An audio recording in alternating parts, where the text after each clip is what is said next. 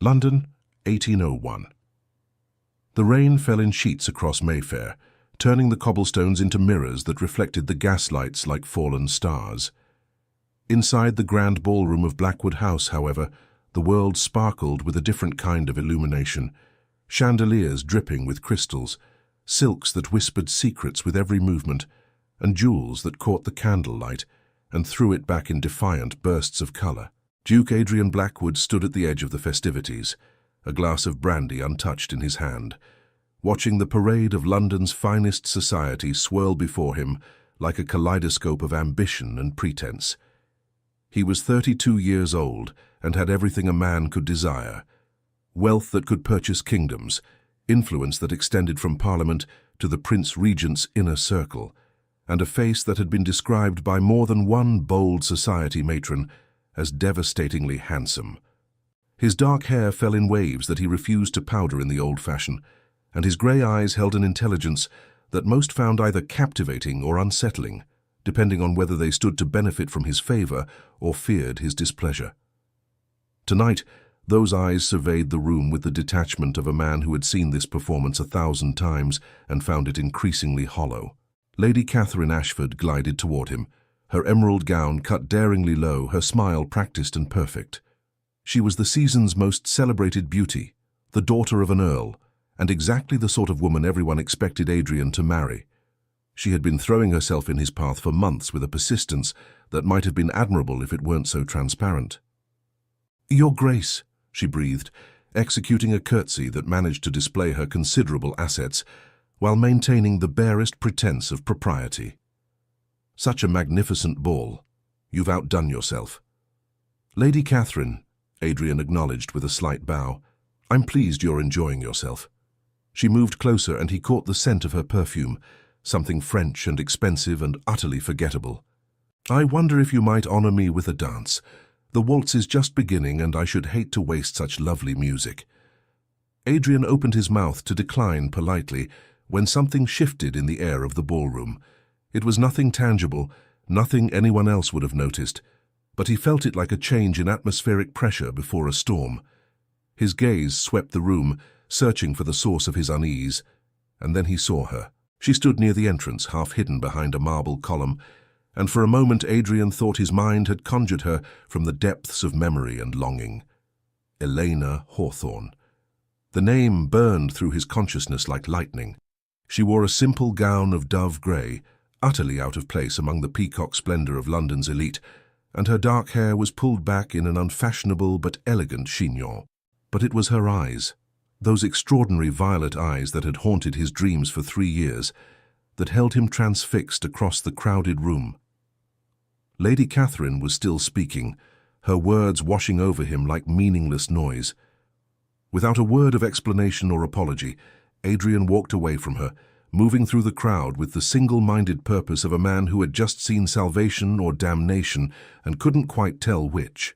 People parted before him, sensing something in his expression that discouraged interference. He was dimly aware of the whispers that followed in his wake, but they meant nothing. Nothing mattered except reaching her before she disappeared again. She saw him coming. He watched recognition and something else, fear, pain, flash across her face. For a heartbeat he thought she might run, and his pace quickened. But she held her ground, lifting her chin in that defiant gesture he remembered so well, and waited for him to reach her. Eleanor. Her name emerged rough, as if he'd forgotten how to say it properly. Up close he could see the changes 3 years had wrought. She was thinner, the delicate bones of her face more pronounced. There were faint shadows beneath her eyes that spoke of sleepless nights and worry. But she was still the most beautiful woman he had ever seen, beautiful in a way that had nothing to do with fashion or society's narrow definitions, and everything to do with the fierce intelligence in her gaze and the quiet strength in her bearing. "Your Grace." Her voice was cool, formal, and the words hit him like a physical blow. Once she had called him Adrien. Once she had whispered his name in the darkness, with a tenderness that had made him believe he could be more than his title, more than his duty. "What are you doing here?" He hadn't meant it to sound like an accusation, but 3 years of anger and hurt and desperate longing couldn't be contained in polite pleasantries. Something flickered in her eyes, that same fire he remembered, the spirit that had drawn him to her in the first place. "I was invited. Lady Pemberton is my employer, and she insisted I accompany her tonight, though I'm beginning to think it was a mistake to come." "Your employer?" Adrien's mind raced.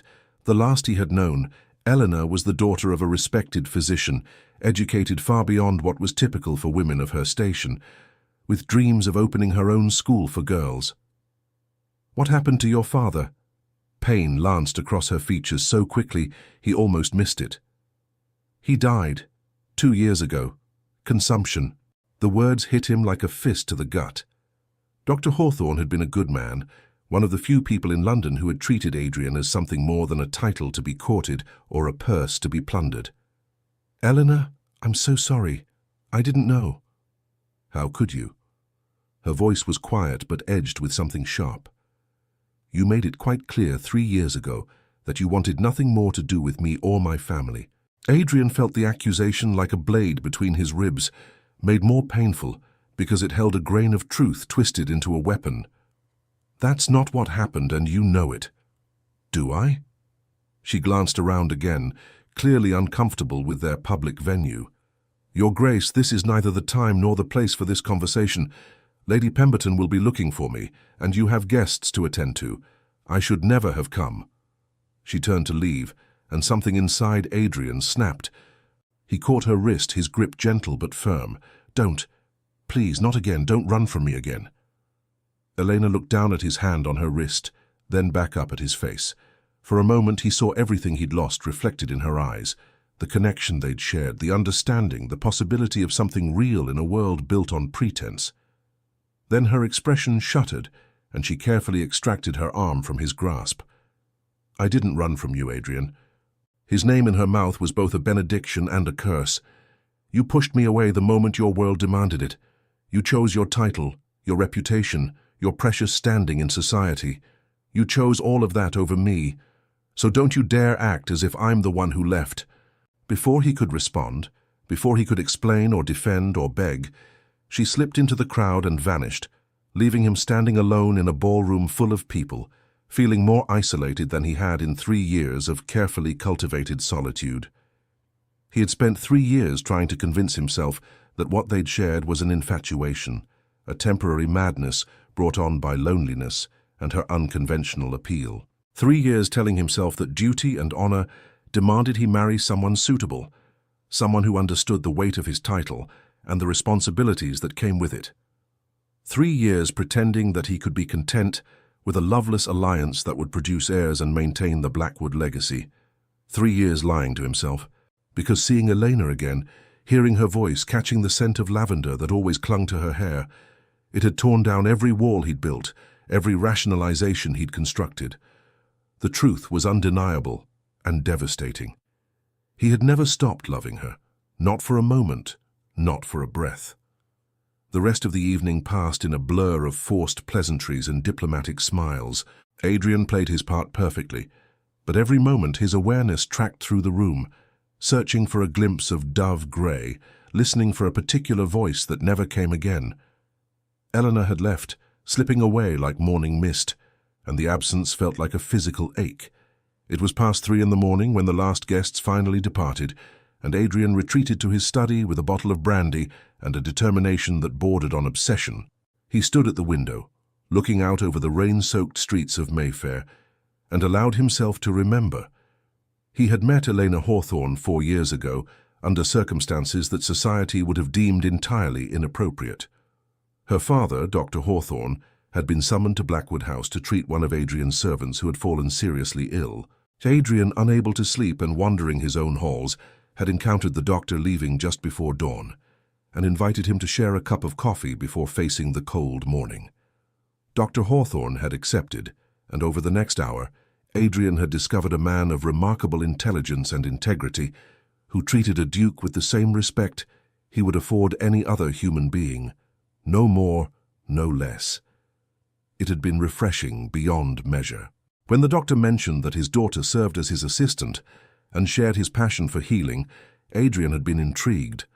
Elena had arrived at their next meeting dressed practically, carrying her father's medical bag, her eyes bright with curiosity and intelligence.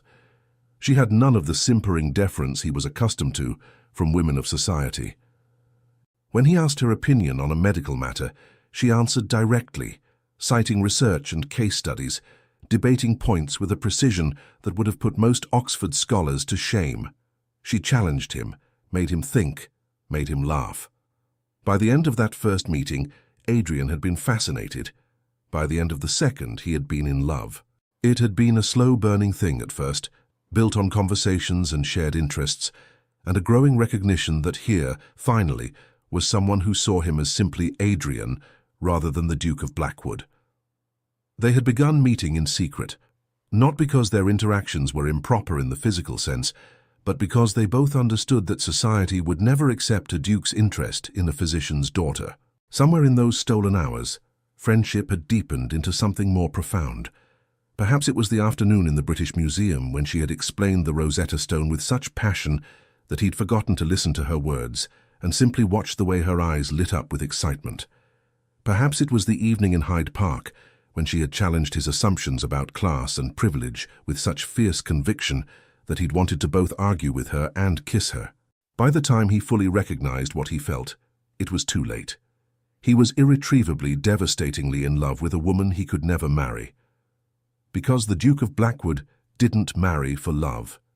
He married for alliance, for political advantage, for the continuation of a bloodline that stretched back centuries.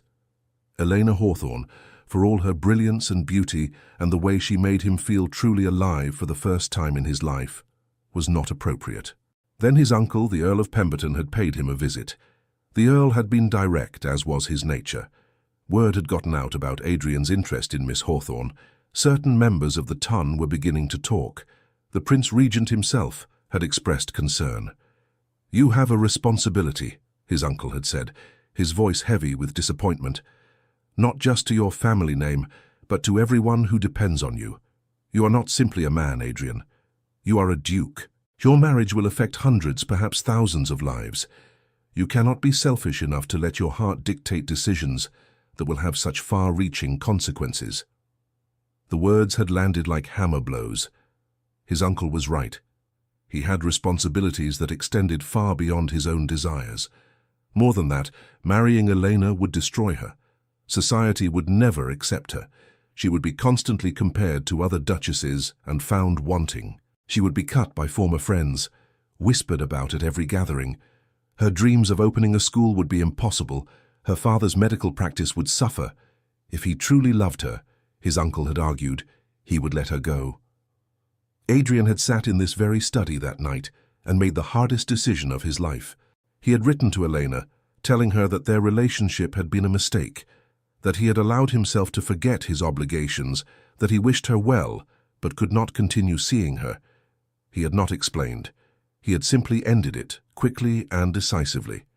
He had thought it would be easier that way, clean, final, leaving no room for doubt or second thoughts.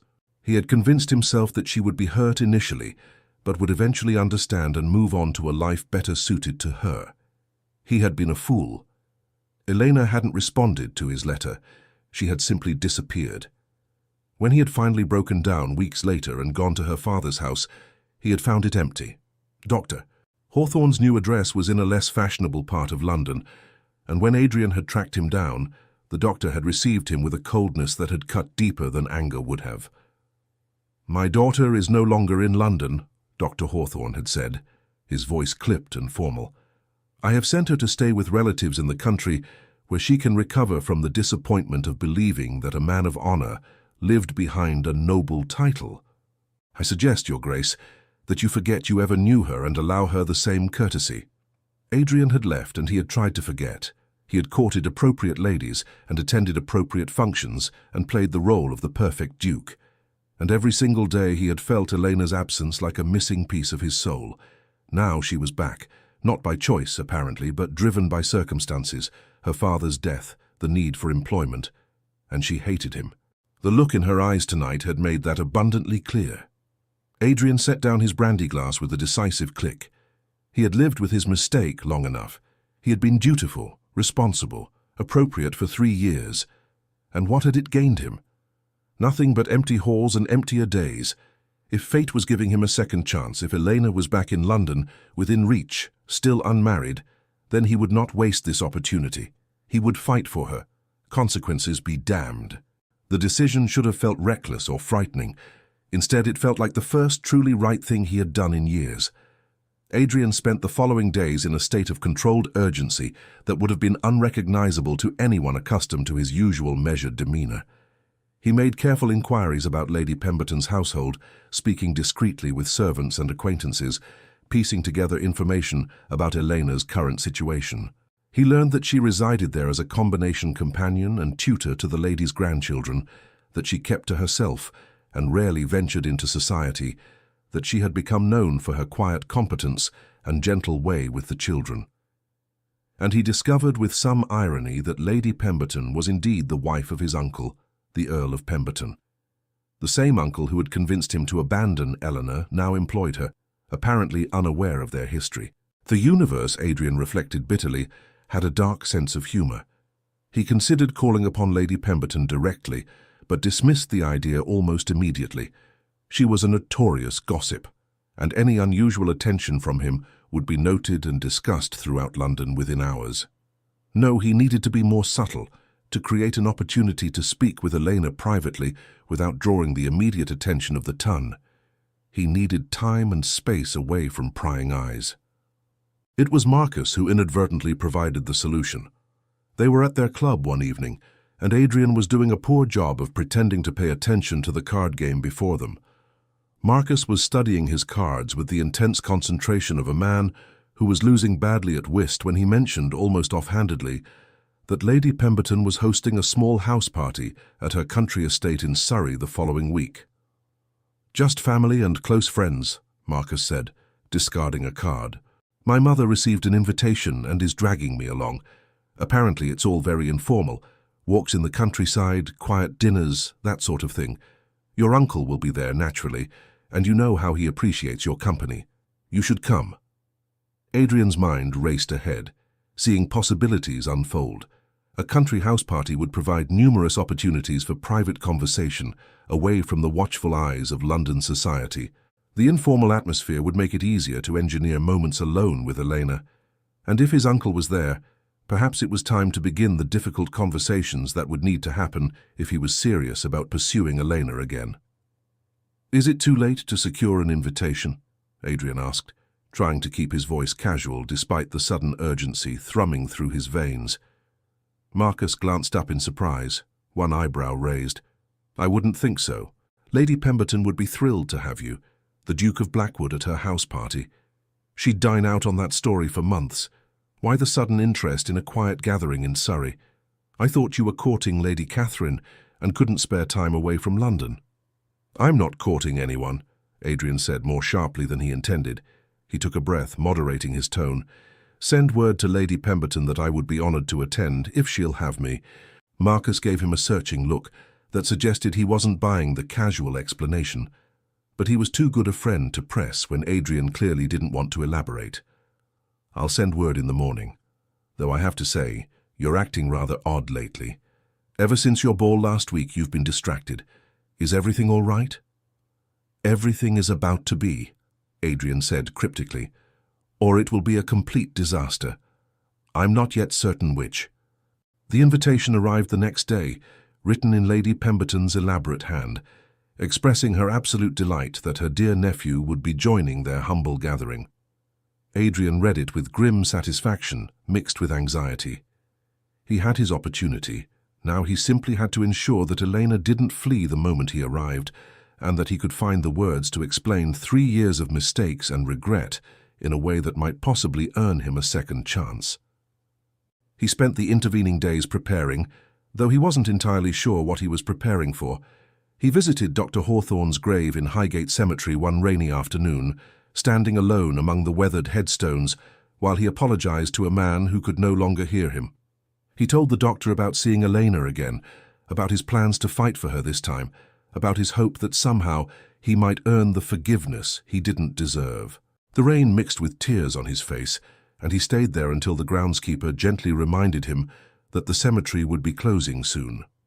He sorted through his affairs with an attention to detail that alarmed his steward, as if he were preparing for an extended absence or a significant life change.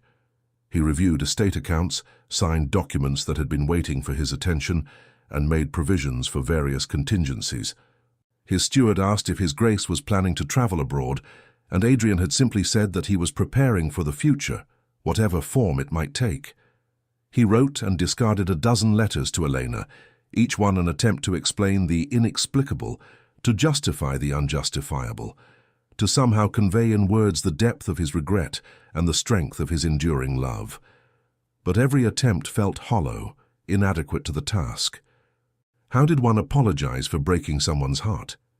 How did one explain that cowardice masquerading as nobility had destroyed the best thing in one's life? In the end, he sent nothing. Whatever he needed to say to her, it couldn't be contained in a letter. He had tried that once before, and the result had been 3 years of misery for them both. This time he would face her directly, accept her anger and her hurt, and pray that somewhere beneath the pain a spark of what they had shared still survived. The journey to Surrey took most of a day, and Adrien arrived at Pemberton Manor just as the sun was setting. Lady Pemberton greeted him warmly, chattering about the other guests. "We're having the children dine with us tonight," she said. "Miss Hawthorne has been working so diligently with them. Such a treasure, that girl." An hour later, Adrien descended to the drawing room where guests were gathering before dinner. He positioned himself where he could see the doorway, waiting. She appeared with 2 children flanking her, like small honor guards. She had dressed more carefully than she had for his ball, wearing a gown of deep blue that brought out the color of her eyes. Then she saw him, and the warmth vanished. For a moment, she froze. Slowly, she crossed the room toward him. "Your Grace." Her voice was cool, controlled. "I was not aware you would be attending this gathering. Had I known, I would have made arrangements to absent myself." "Would you have?" He kept his own voice low. "Run away again rather than face me?" Fire sparked in her eyes. "I did not run away. Not 3 years ago and not now." "Then speak with me," Adrien said. "After dinner, when the others have retired. Grant me an hour, Elena. 1 hour to explain. If you still want nothing to do with me after that, I'll leave tomorrow and never trouble you again." She studied his face. Finally, she gave a single, sharp nod. 1 hour, in the library, tomorrow evening after the children are in bed, 9 o'clock. "Thank you." Dinner was torture. Adrien tried to follow the conversation around him, but his attention kept drifting to Eleanor. After dinner, he endured an hour of political discussion before making his excuses and retiring to his room. Sleep was impossible. The next day crawled past with agonizing slowness. Elena moved through it all like a ghost at the edges of his vision, there but untouchable. By the time evening arrived, Adrien felt wound tight enough to snap. He arrived at the library 15 minutes early. When the door finally opened and Elena slipped inside, he had to physically restrain himself from crossing the room and pulling her into his arms. She didn't sit, instead remaining near the door. "You said you wanted to explain. I'm listening." Adrien took a breath. 3 years ago, I wrote you a letter that was cruel and cowardly and completely inadequate. I told myself I was doing the right thing, the noble thing, but the truth is, I was a fool who let fear and duty override everything that actually mattered. I pushed you away because I convinced myself it was for your own good, that loving me would destroy everything you cared about. I was wrong. "You're right about one thing," Eleanor said, her voice hard. "That letter was cruel. Do you have any idea what it did to me?" "No." The word came out fierce. "You were never a distraction. You were everything. You were the only real thing in my entire artificial life." "Then why?" The question was barely a whisper. "Why did you end it?" "Because my uncle came to me. He told me that the entire ton was beginning to talk, that marrying you would be a scandal that would destroy not just me, but you as well. He said that if I truly loved you, I would let you go, would let you have a life free from the stain of association with me." Elena's eyes widened. "That's what you believed? That you were protecting me by breaking my heart?" "I believed that I could not be selfish enough to ruin your life for my own happiness. You had dreams, Elena. Your school, your work in medicine, your father's practice. If you had married me, society would have destroyed all of that. So you made the decision for both of us, Elena said, her voice shaking with anger. You decided what I could and couldn't handle. You never asked me, you never gave me a choice, you just ended it. I know. Adrien's hands clenched at his sides. I thought I was being noble, sacrificing my happiness for yours, but all I did was make us both miserable. I was arrogant enough to think I knew what was best for you, when the truth is I was just a coward. So instead I broke your heart and spent 3 years breaking my own. Elena turned away from him. Do you know what happened after I received your letter? I couldn't breathe. My father found me on the floor of my room, still clutching that awful piece of paper, and he thought I was dying. In a way, I suppose I was. The words were like knives. Adrien wanted to look away, but he forced himself to stand witness to the pain he had caused. My father took me to his sister's home in Cornwall, Elena continued. He thought the sea air would help, but you can't heal from something when you don't understand why it happened. I kept reading your letter, trying to find some explanation. There was none. You simply stopped wanting me. I never stopped wanting you. The words burst from Adrien with desperate force. Not for a single day, not for a single moment. I courted other women because it was expected, but every one of them was measured against you and found wanting. I tried to forget you, Elena. God, how I tried, but you are, written on my soul. She turned back to face him. Do you know what's worse than being forgotten? Being remembered. Because if you truly never stopped loving me, then you chose to hurt both of us for nothing. You had a choice, Adrien. You could have fought for us, but you didn't. You chose the easy path. You call the last 3 years easy? Adrien's voice rose. You think it was easy to watch you disappear, to spend every day wondering where you were? To pretend that my life had meaning when the only person who ever made me feel truly alive was gone? Then why are you here now? Elena demanded. What's changed? Your uncle still expects you to marry appropriately. Society still expects you to choose duty over desire. So why now, Adrien? Because you came back. The simple truth of it rang through the library. Because fate put you in that ballroom, and the moment I saw you, I knew. All the reasons I told myself for staying away, they meant nothing. You were there, and I wasn't strong enough to let you disappear again. Elena shook her head slowly. You're asking for something I can't give you. My father died believing that I had thrown my heart away on a man who saw me as beneath him. I watched consumption take him slowly, and through it all he blamed himself for not protecting me better from people like you. That's the legacy of your choice, Adrien. The guilt that crashed over Adrien was almost physical. I'm sorry. God, Elena, I'm so sorry. But you can't undo it, she interrupted. What's done is done. My father is gone. Those 3 years are lost, and I'm not the same person I was. I have a position that provides me with security and purpose. I won't risk it all again on pretty words and promises that evaporate the moment they're inconvenient. Adrien felt something cold settle in his chest, but looking at her, seeing the pain etched into every line of her face, he knew he couldn't accept it. Not yet. I'm not asking you to risk anything on words alone, he said quietly. I'm asking you to let me prove that I've changed, that I'm done choosing duty over happiness. I'm asking for a chance to show you that I'm willing to fight for us this time, regardless of the consequences. And what does that mean exactly? Elena's voice was heavy with skepticism. No. Adrien took a deep breath. I'm proposing that I stop living my life according to other people's expectations, that I acknowledge publicly that my affections are engaged, that I court you openly, properly, and accept whatever consequences come from that choice. Elena stared at him as if he had lost his mind. You can't be serious. The scandal would be tremendous. Everything you've worked for would be destroyed. Then let it be destroyed. The words came out with a conviction that surprised even him. What good is influence if I can't use it to secure my own happiness? I've spent 3 years being the perfect duke, Elena, and I've been miserable every moment of it. I'm done pretending that this half-life is enough. You're not thinking clearly. Elena moved toward him now. You'll regret this. 6 months from now, when the reality settles in, you'll resent me. And I couldn't survive that, Adrien. I couldn't survive loving you again only to watch you come to regret your choice. He reached for her then, his hands gentle on her shoulders.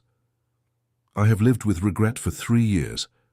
I know exactly what it feels like to make the wrong choice and pay for it every single day. The only thing I regret about loving you is that I didn't fight for you when I had the chance. I won't make that mistake again." "This is madness," Elena whispered, but she didn't pull away. "You barely know me anymore." "Then let me know you again," Adrien said softly. "Let me learn who you've become. Let me prove that I'm worthy of a second chance. I'm not asking you to commit to anything beyond allowing me to court you. If you decide I'm not worth the risk, then I'll accept that. But give me the opportunity to try." Elena closed her eyes. When she opened them again, there was a vulnerability there that made his heart ache. "Why should I believe you? What's different this time?" "This." Adrien released her shoulders and stepped back. "Tomorrow morning I'm going to speak with my uncle. I'm going to tell him that I have no intention of marrying Lady Catherine or anyone else he might suggest. I'm going to tell him that my affections are engaged elsewhere and that I plan to pursue those affections regardless of his approval. And then I'm going to return to London and make my intentions known publicly." "Adrien." "I'm not finished." He held up a hand. "I know what I'm asking of you. I know you have no reason to trust me, so I'm going to prove it. I'm going to court you the way I should have 3 years ago, openly, honorably, with the full knowledge of society. If that means I lose my position, if it means I become a pariah, so be it. You're worth more than all of that combined." Tears were sliding down Elena's cheeks now. "You're asking me to be responsible for your social destruction?" "Because this time, the choice is yours," Adrien said gently.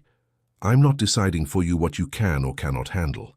I'm laying out exactly what I'm offering, myself, damaged reputation and all, and letting you decide if it's enough. If you say no, I'll accept that. But I won't make the decision for you again." Elena stood there, tears streaming down her face. Finally, she spoke. "I need time. I need to think about this when I'm not standing in front of you. Can you give me that?" "Take all the time you need," Adrien said. "I'll be at Blackwood House in London. When you're ready, if you're ready, send word." She nodded slowly. "I should go." "Elena." He waited until she looked at him. "I meant every word. I love you. I've loved you since the day you explained the circulatory system to me, with more passion than most people discuss art or music. I will love you whether you decide to give me another chance or not. That won't change." Fresh tears welled in her eyes, but she didn't speak. She simply turned and fled from the library. True to his word, Adrien sought out the Earl of Pemberton immediately after breakfast. His uncle received him in his study. "Uncle, I need to tell you something, and I need you to listen without interruption." Something in his tone made the Earl's jovial expression fade. "Very well. Speak your piece." "I will not be courting Lady Catherine or any other woman you or society deems appropriate."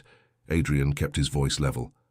"My affections are engaged elsewhere, and I intend to pursue those affections regardless of any social consequences."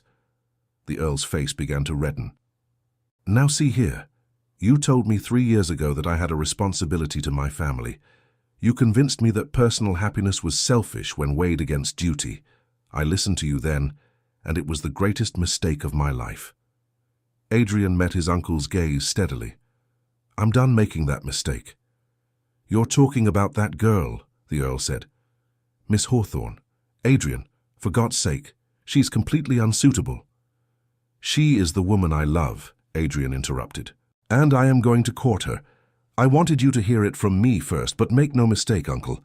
This is not a discussion or a negotiation. This is simply information." The Earl stood. "You'll be ruined. Your political alliances will crumble." "Possibly."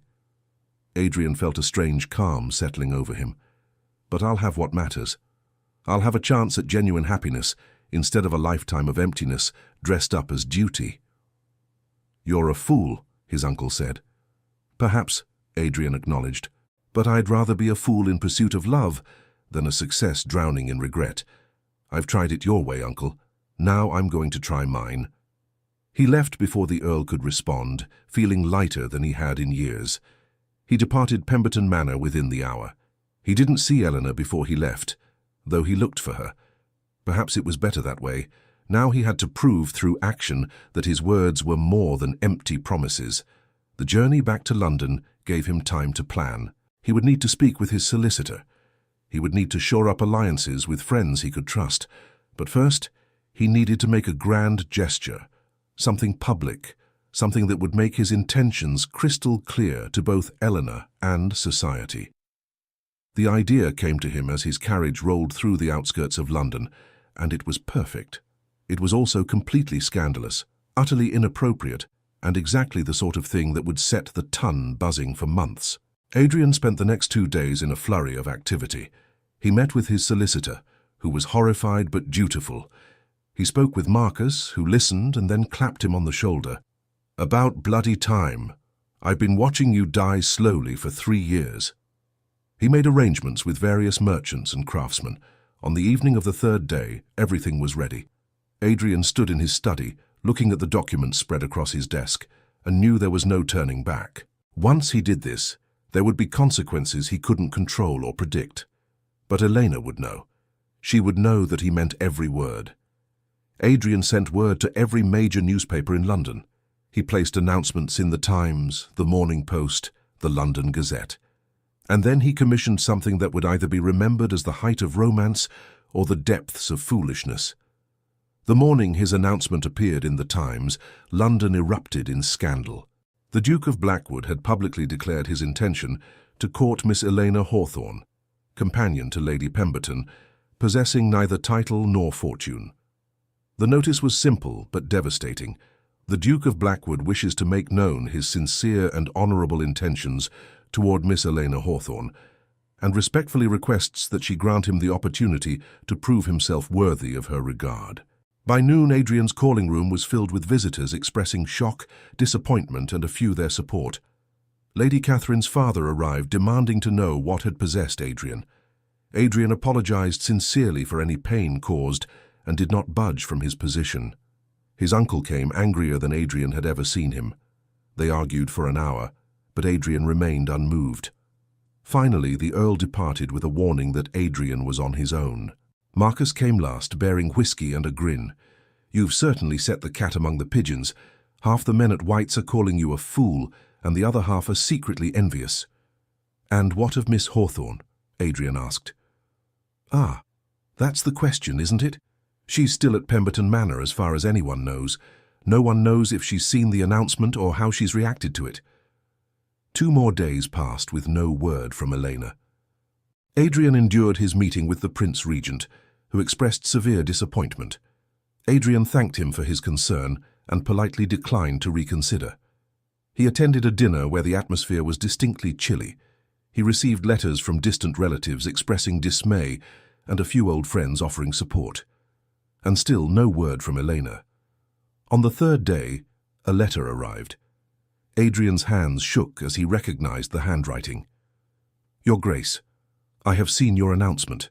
I have also endured 3 days of intense discussion with Lady Pemberton, who is horrified by the scandal, fascinated by the romance, and uncertain whether to dismiss me or promote me.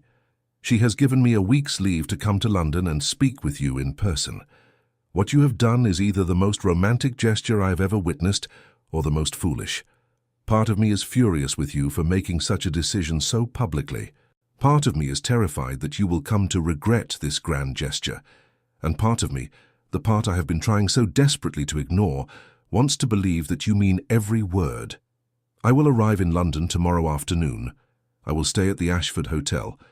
If you wish to see me, I will be available after 4 o'clock. I make no promises beyond a conversation, Adrien, but I need you to understand that if we pursue this path, there is no going back.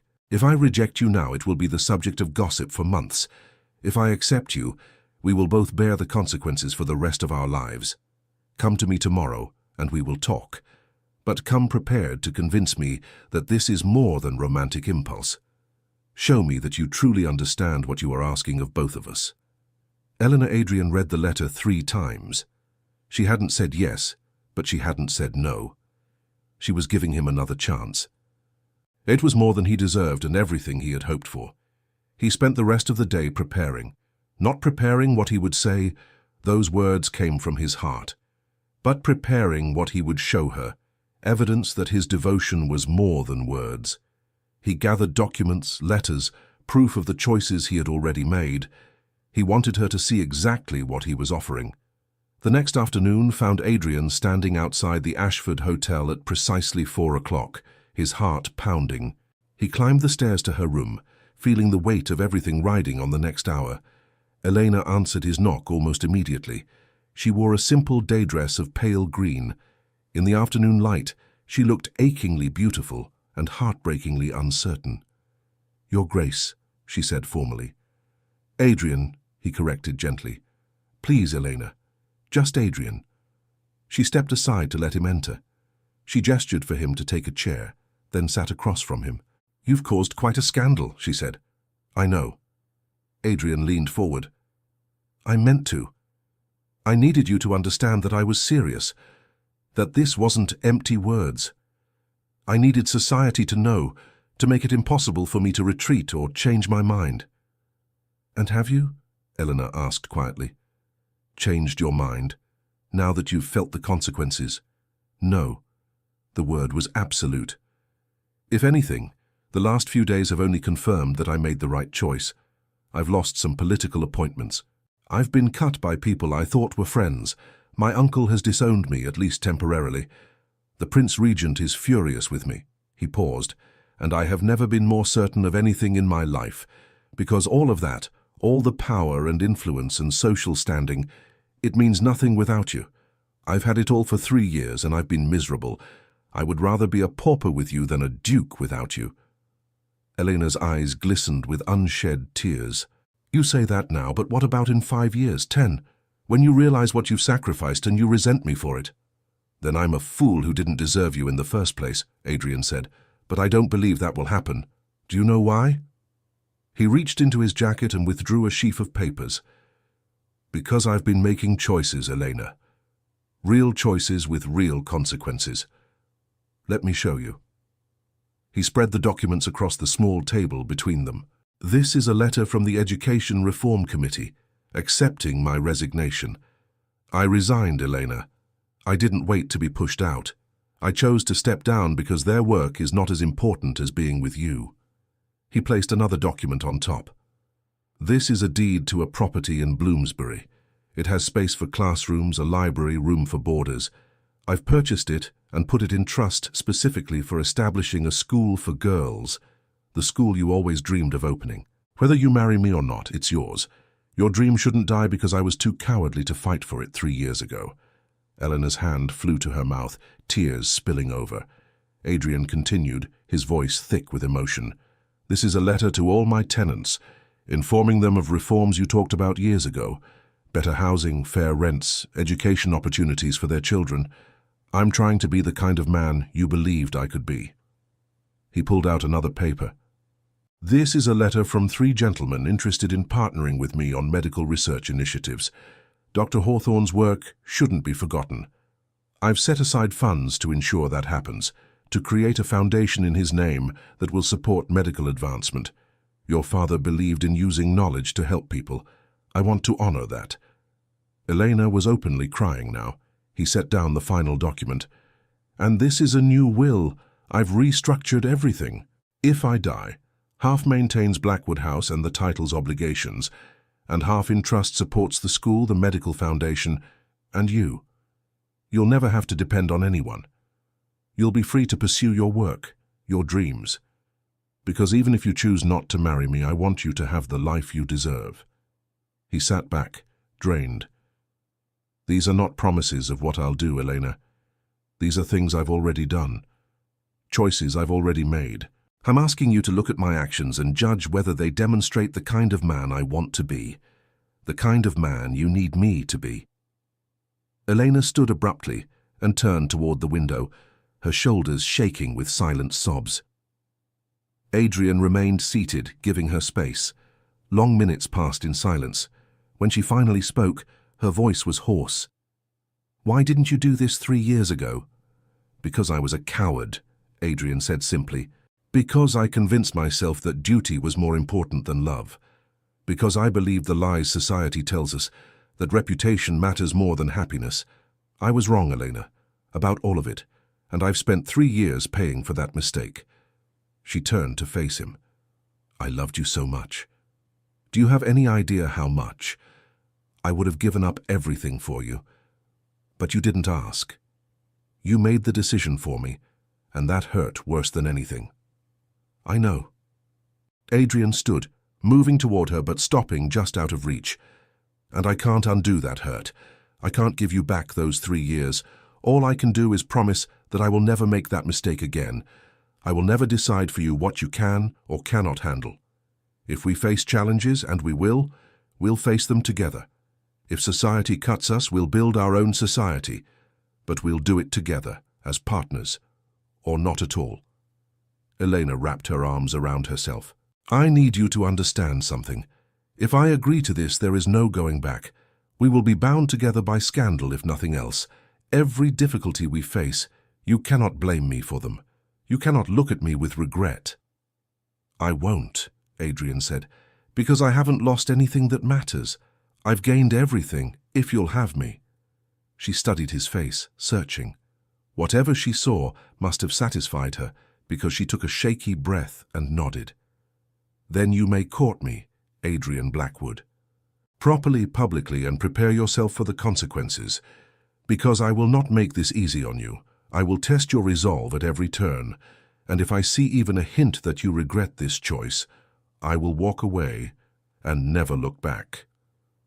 Relief flooded through Adrien so powerfully his knees nearly buckled. That's all I ask. A chance to prove myself. Then we have an understanding. Elena wiped at her tears, a tremulous smile breaking through. Though I suspect we're both fools for this. Perhaps, Adrien agreed, but I've learned that being a fool for love is infinitely preferable to being wise and miserable.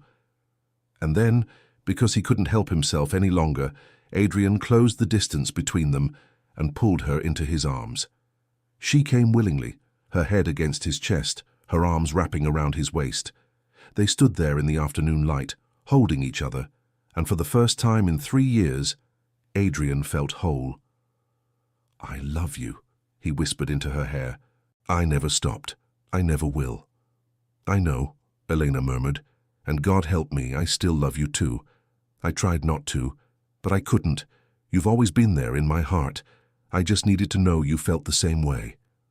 I do, Adrien promised, and I will prove it to you every day for the rest of our lives. When they finally pulled apart, Elena's eyes were red but clearer. So what happens now? Adrien laughed. Whatever you prefer.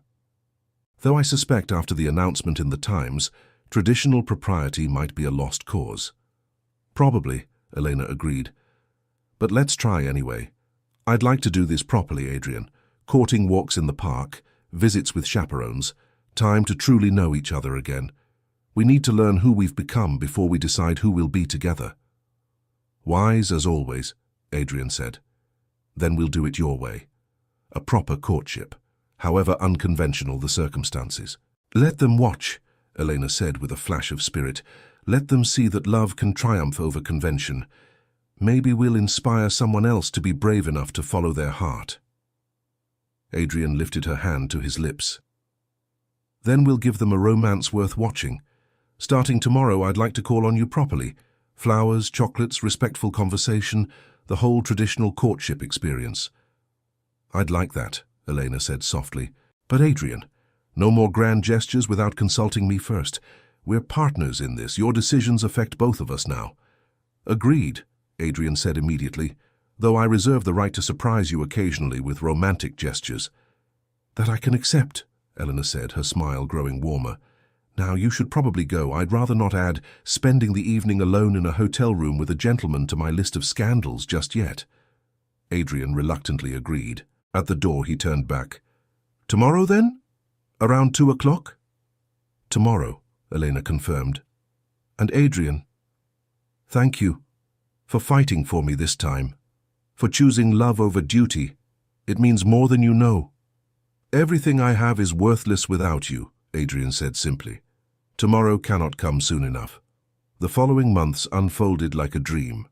True to their agreement, he courted Elena properly, despite the unconventional circumstances. He called on her at the Ashford Hotel, always bringing flowers, always punctual. They walked in Hyde Park while curious onlookers whispered and stared. They attended the theatre, always in public view, enduring the stares with grace and determination. It was not easy. The scandal continued to reverberate. Lady Catherine's family publicly cut him at a ball. His uncle maintained his distance. Several former political allies made it clear that his support was no longer welcome. But for every door that closed, others opened. Adrien found himself welcomed into different circles, intellectuals and reformers, doctors and educators, people who valued ideas over pedigree. Eleanor introduced him to her friends, and Adrien discovered a world full of passionate debates and genuine purpose. He attended lectures at medical colleges, helped organize funding for educational initiatives, and discovered that influence came in many forms. Most importantly, he rediscovered Eleanor. They talked for hours about everything: her work with the children, his estate reforms, their shared dreams for the school. He learned about the years they had spent apart, about her father's final months, and her struggle to find employment. She learned about his 3 years of misery, about the women he had courted without feeling, about the emptiness that had consumed him. Slowly, carefully, they rebuilt trust. Elena tested him, as she had promised. When invited to a prestigious dinner where his presence was tolerated but Elena's was not, Adrien declined without hesitation. When Lady Catherine's father made it clear that Adrien could restore his position by ending his pursuit of Elena, Adrien refused. When the Prince Regent summoned him and suggested his continued association with Miss Hawthorne was damaging, Adrien stood firm. Each test Adrien passed, and with each victory, the fear in Elena's eyes dimmed and the hope grew stronger. 6 months after their reunion at the Ashford Hotel, Adrien invited Elena to visit Blackwood House. She arrived on a sunny afternoon in early autumn, and Adrien met her at the door. "Welcome," he said, offering his arm. "I hope one day it might be ours." Elena's eyes widened as he led her through the grand entrance hall. "It's beautiful, intimidating but beautiful." "I know it's large," Adrien said. "Too large for one person. I've been thinking about what we discussed, opening parts of it for charitable purposes. The East Wing could be converted into classrooms. The library is certainly big enough to share. I thought perhaps we could use this place as something useful." Elena turned to him, thoughtful. "You've been planning this?" "I've been dreaming," Adrien corrected. "Dreaming of a life where this house is full of voices and purpose. But I can't do it alone, Elena. I need you, not just as my wife, but as my partner in building something meaningful." They stood in the center of the grand hall, and Elena reached up to touch his face gently. "You've changed, not just in words, but in truth. You're not the man who pushed me away 3 years ago." "I'm the man you helped me become," Adrien said. "The man I always should have been. You showed me what really matters. I just had to lose you to finally understand." "Then don't lose me again," Elena whispered. "Because I'm done testing you, Adrien. I'm done being afraid. I see who you are now, what you've built, what you're willing to sacrifice. And if you'll still have me, I'd like to choose that life with you." Adrien's heart stuttered. "Elena, are you saying—" "I'm saying yes," she interrupted, her eyes bright. "Yes, I'll marry you. Yes, I'll be your partner. Yes, I'll help you transform this house. Yes to all of it, Adrien. Yes." He kissed her then, properly and thoroughly, in the middle of his grand entrance hall, not caring who might see.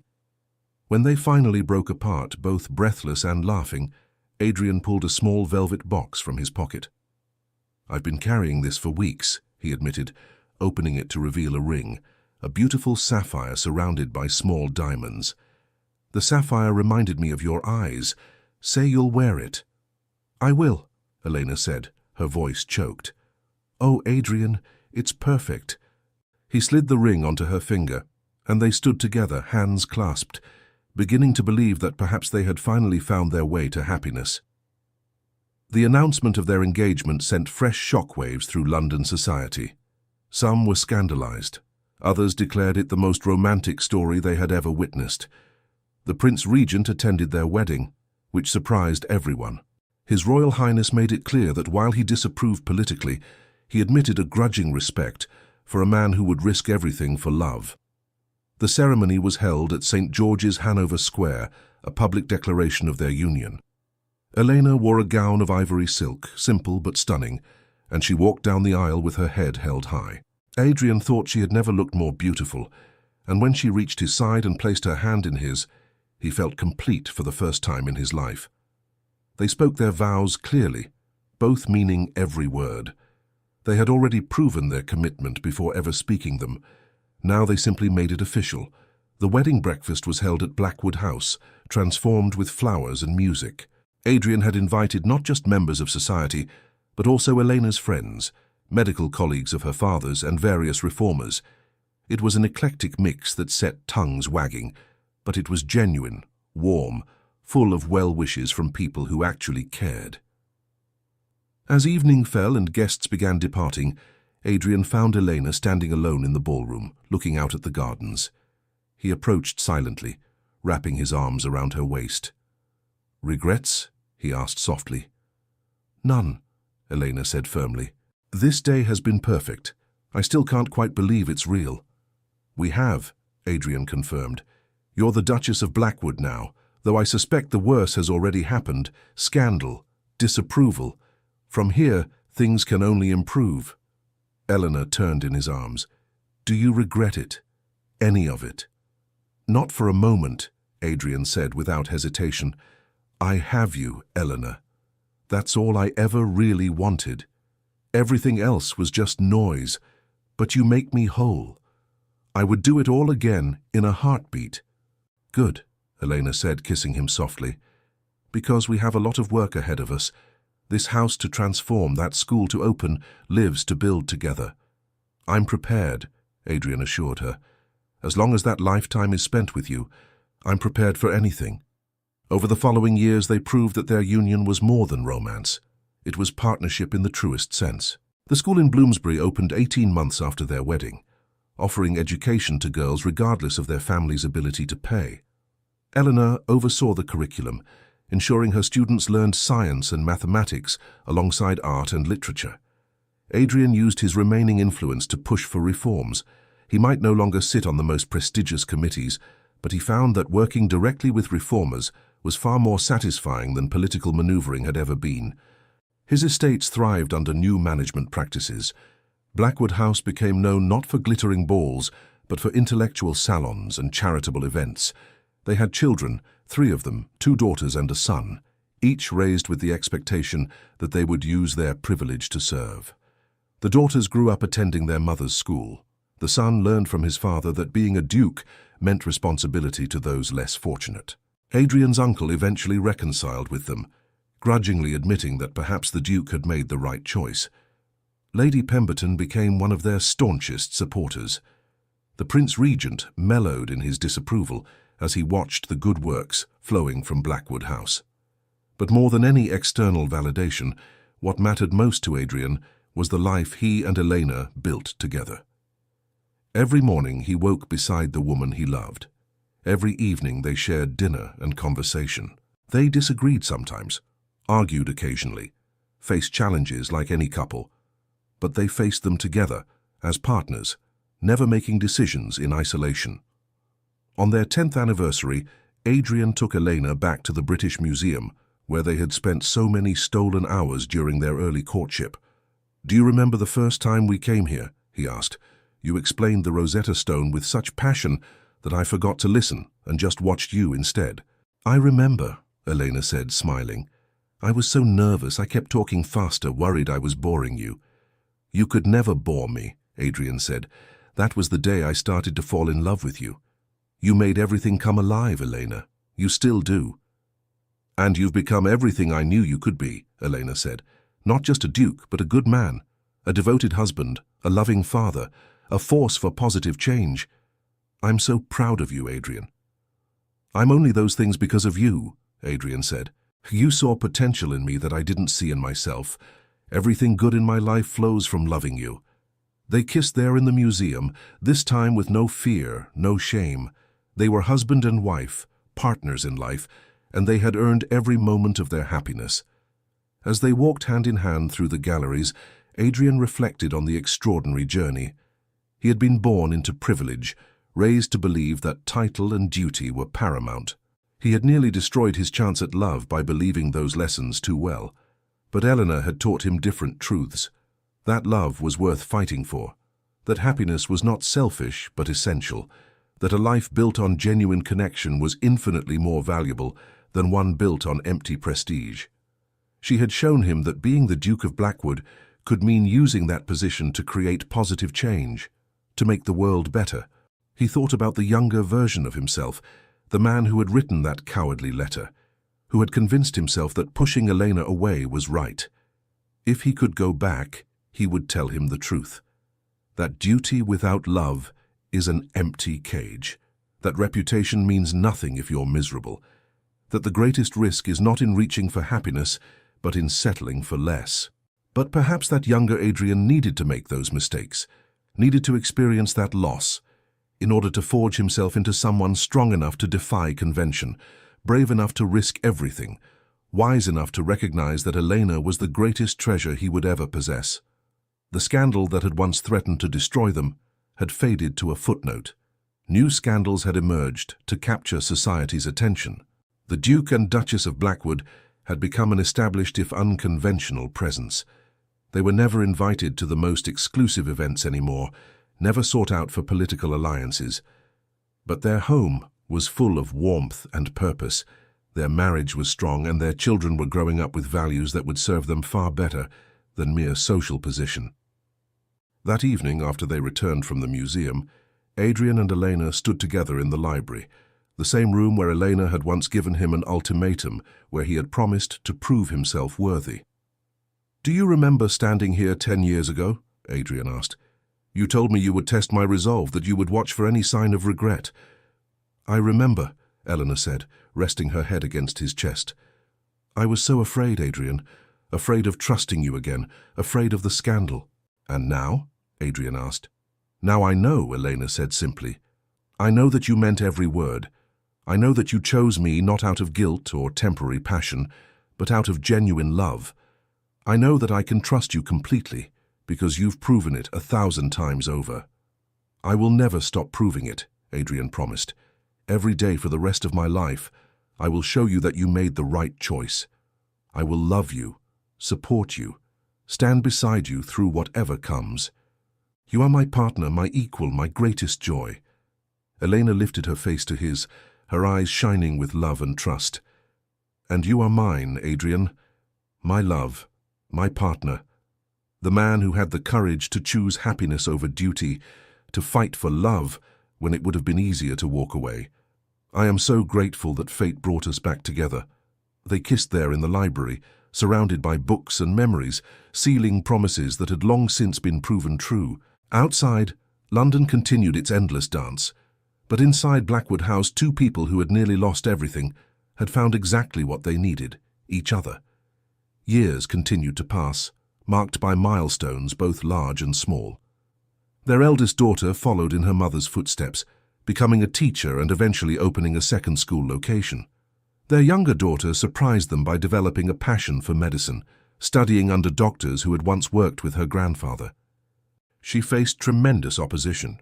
Women physicians were rare and often ridiculed, but she persevered, bolstered by her parents' unwavering support. Their son grew up with a profound sense of responsibility. He worked alongside his father on estate reforms and charitable initiatives, learning that being a duke meant being a steward rather than simply an owner. He eventually married for love, as his father had, choosing a merchant's daughter with a brilliant mind and a passionate commitment to social reform. Adrien and Elena aged together gracefully, their love deepening with each passing year. Adrien's hair turned silver, and lines appeared around his eyes from decades of laughter. Elena's face showed the marks of time as well, but Adrien thought she grew more beautiful with each passing year. They celebrated their 25th anniversary, surrounded by their children, grandchildren, and the many people whose lives they had touched. The school had expanded into a network throughout England. The Medical Foundation had funded crucial research. Blackwood House had become a centre for intellectual and charitable activities. Marcus gave a toast at their celebration. 25 years ago, My dear friend was fool enough to fall in love with a woman society deemed inappropriate. He was wise enough to recognize that society was wrong.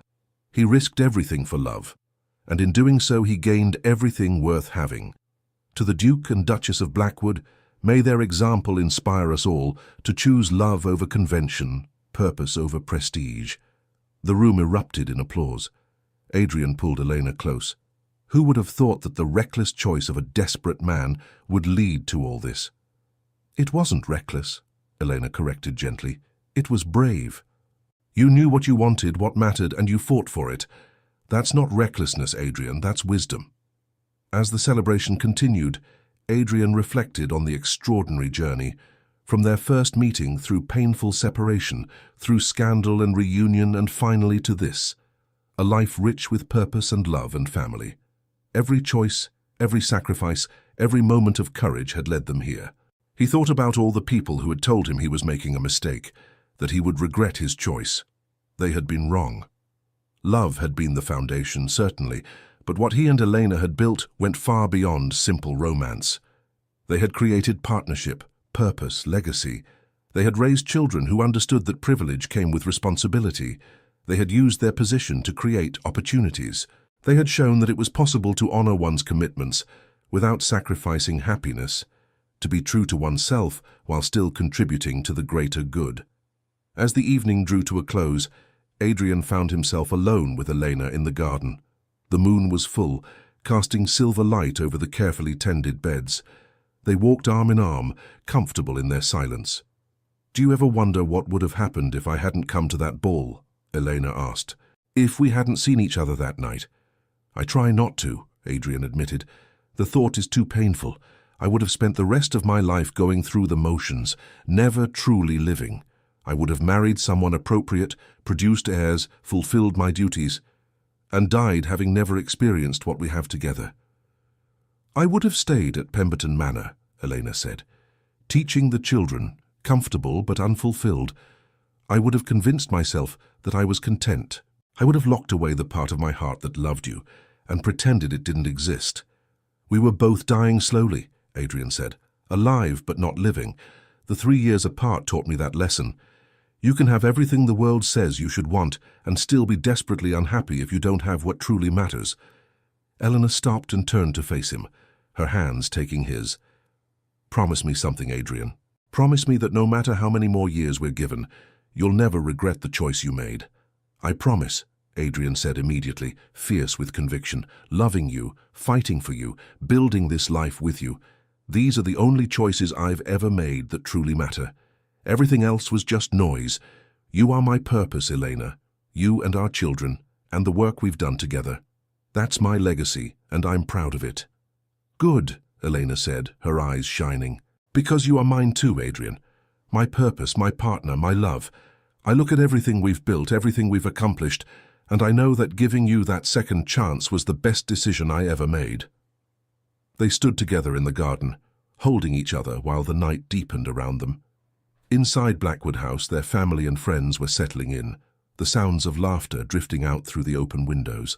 This house, once so grand and empty, was now filled with love and life and meaning. Adrien thought about the man he had been when he first inherited the dukedom. Young, idealistic, determined to be the perfect duke. He had spent years trying to fulfill that vision, trying to be what others demanded, and he had nearly lost himself in the process. It had taken loving Elena, losing her and finding her again to understand that being perfect according to someone else's standards was worthless compared to being authentic according to his own values. The scandal that had once threatened to destroy him had instead liberated him. By choosing love over duty, by defying convention for the sake of happiness, he had discovered a freedom he hadn't known was possible. He was no longer bound by others' expectations. He was simply Adrien, husband, father, reformer, duke when necessary, but human being first and always. And Elena, his brilliant, courageous Elena, had been the catalyst for that transformation. She had never asked him to change. She had simply shown him, through her example and her love, that a different kind of life was possible. That duty and happiness didn't have to be enemies. That position could be used for purpose. That love was not a distraction from important work, but the foundation that made all other work meaningful.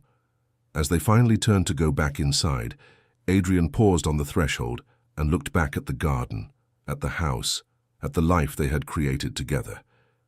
"Thank you," he said softly. Elena looked up at him questioningly. "For what?" "For not giving up on me," Adrien said. "For being brave enough to give me a second chance. For teaching me what really matters. For loving me even when I didn't deserve it. For building this life with me. For everything, Elena. Thank you for everything." Elena's response was a kiss, deep and tender, and full of all the love they had shared across the years. When they finally broke apart, she smiled. "Thank you for being worth the risk. Thank you for proving that sometimes love really does conquer all. Thank you for being my partner in this grand adventure." They went inside together, back to their family, back to their purpose, back to the life they had fought for and earned. And as Adrien closed the door behind them, shutting out the night and embracing the warmth within, he knew with absolute certainty that he was the most fortunate man in all of England. Not because he was a duke, though he was, not because he had wealth or position, though he had some of each, but because he had loved deeply, chosen bravely, and built a life that mattered. Because he had Elena by his side now and always. Because he had learned finally and completely that the greatest power a person could possess was the courage to follow their heart, even when the whole world said it was foolish. And in the end, that was the true measure of nobility. Not titles or lineage or social position, but the strength to love authentically, to live purposefully, and to create something meaningful from the raw materials of courage and conviction. Adrien Blackwood, Duke of Blackwood, had finally understood that lesson, and in understanding it, he had found everything he had ever really needed. The years that followed their 25th anniversary were golden ones. Adrien and Elena watched their grandchildren grow, delighting in each new personality. They continued their work, though at a slower pace, knowing that the foundations they had built were strong enough to outlast them. Their children ensured that their legacy continued. The school network expanded. The Medical Foundation funded breakthrough research. Blackwood House remained a center for education and reform. And the story of the Duke who risked everything for love became a legend, told and retold to remind people that the greatest courage is not in conforming to expectations, but in following one's heart. Adrien and Elena Blackwood had set out to build a life together, to prove that love was worth fighting for. In doing so, they had created something far larger than themselves, a legacy of purpose, compassion, and courage that would ripple forward through time. Their love story, which began with a chance encounter and survived scandal, separation, and society's disapproval, became a testament to the transformative power of genuine connection.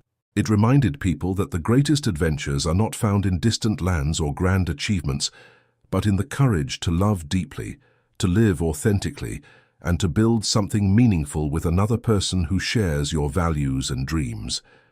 The Duke and Duchess of Blackwood had lived well, loved deeply, and left the world better than they found it. In the end, what more could anyone ask from a life? Thank you for staying with us until the end of this emotional journey. If this story touched your heart, we invite you to subscribe, like, comment, and share our channel. Your support inspires us to keep creating more stories of love, redemption, and breathtaking twists. Help us reach our first 2,000 subscribers, and together we'll continue sharing tales that warm the heart. At the end of this video, you'll see a suggestion for another of our historical stories. Click and let yourself be enchanted by another unforgettable tale. With all our gratitude, echoes of romance.